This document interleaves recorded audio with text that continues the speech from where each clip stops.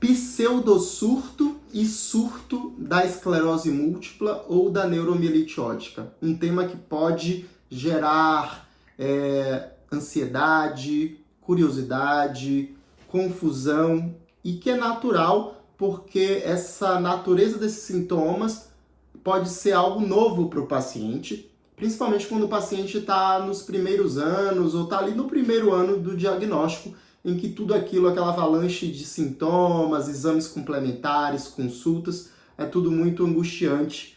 Realmente eu entendo vocês. Mas é muito importante que desde a primeira consulta, eu tento fazer isso com meus pacientes, tente mostrar qual é o conceito de um surto e o que seria um pseudosurto, para a gente estar lidando com isso de uma forma a se conhecer e a conhecer a própria doença. Em relação aos surtos, a gente sabe que são sintomas neurológicos, disfunções neurológicas ou piora de sintomas neurológicos prévios que duram mais do que 24 horas e ocorrem na ausência de infecção e febre. Esses surtos, eles são causados por uma disfunção real que existe nova. Existe alguma lesão. A maioria das vezes elas são vistas macroscopicamente na ressonância, inclusive podem se acompanhar de outras lesões que não dão sintomas. Por exemplo, eu tive 5 lesões novas, mas só uma daquelas 5 ou uma daquelas 10, se forem 10, foi responsável pelo meu surto. As outras foram assintomáticas. Então, no momento do surto, além dessa caracterização de duração acima de 24 horas e não ter infecção e febre, a presença de uma ressonância de uma imagem vai me ajudar. Em uma minoria dos casos, nós não conseguimos visualizar a lesão nova do surto, seja pela técnica da ressonância, por cortes e fotografias muito grossos, ou inclusive por sequências que não são as mais adequadas. Em alguns casos, nem com as melhores sequências a gente consegue ver, mas isso é numa minoria de casos. É importante que o médico valide, principalmente quando o surto ele está acontecendo no momento atual, que se realize um exame neurológico para ver se aquele sintoma é compatível com o surto. Porque algumas vezes não é compatível, mesmo que ele dure mais de 24 horas, e essa dúvida só vai ser esclarecida em consulta com o neurologista. Já no outro polo, né, no pseudosurto, a gente vai ter um sintoma que incomoda também, não é só porque tem o nome de pseudo falso que ele não é incômodo, ele é incômodo, mas ele tem algumas características que a gente pode tentar diferenciar. Entre eles, a duração, né, menor do que 24 horas, às vezes a característica paroxística de ir e vir, que eu falei em uma outra situação, em um outro post, em outro vídeo.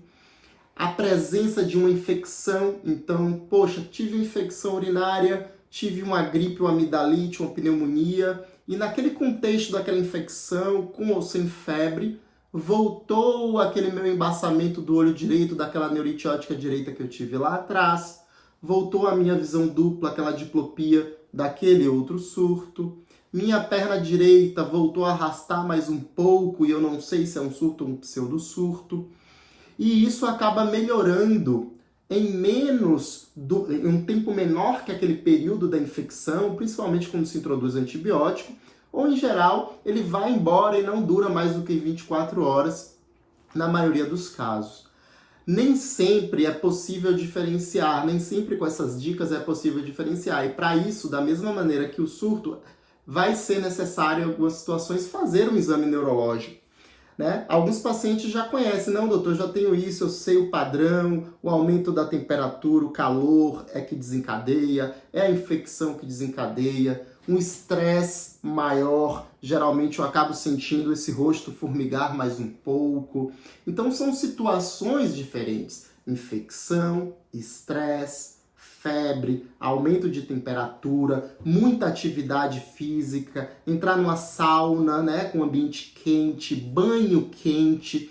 Então, lembrar que quando eu falei em outro momento do fenômeno de Uthoff, né, ele entra aí num contínuo com pseudosurto, existe uma lesão prévia, manchas, lesões prévias, e que aqueles neurônios, eles não conduzem o impulso elétrico normalmente. e com aquela situação desorganizada, com aumento de temperatura, ele passa de uma maneira lenta, bloqueada, e aquele sintoma surge, aquele sintoma de sensibilidade, aquele sintoma visual, aquele sintoma de coordenação, motor, de fala, seja ele de qual função neurológica seja. Então, eu queria falar isso aqui para vocês, não, claro, tirar todas as dúvidas individuais sobre pseudosurto e surto a partir desse vídeo.